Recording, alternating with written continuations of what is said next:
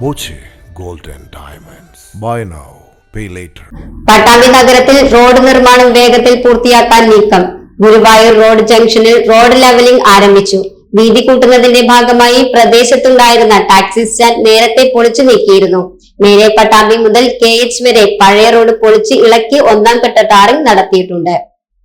നിലവിൽ ഗുരുവായൂർ റോഡ് ജംഗ്ഷനിലാണ് പ്രവർത്തികൾ നടത്തുന്നത്. ഗുരുവായൂർ റോഡ് ജംഗ്ഷൻ മുതൽ റെയിൽവേ സ്റ്റേഷൻ റോഡ് വരെ നവീകരണം നടത്താനാണ് ലക്ഷ്യം.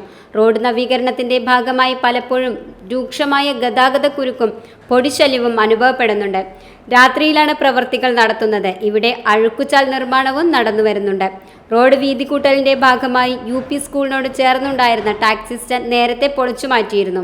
വൈകാതെ ഇവിടെ ടാറിംഗ് നടത്തുന്നതോടെ ഗതാഗത കുരുക്കിന് താൽക്കാലിക പരിഹാരമാകുമെന്നാണ് പ്രതീക്ഷ. 84 കോടി രൂപ ചെലവിലാണ് പട്ടാമ്പി ആശുപത്രി മുതൽ കുളപ്പുള്ളി വരെ റോഡ് നവീകരിക്കുന്നത്. Time kids pre school, Mannanur road, Vaniyamkulam. .view news. കാഴ്ചകളാണ് ലോകം, കണ്ടു തുടങ്ങുക.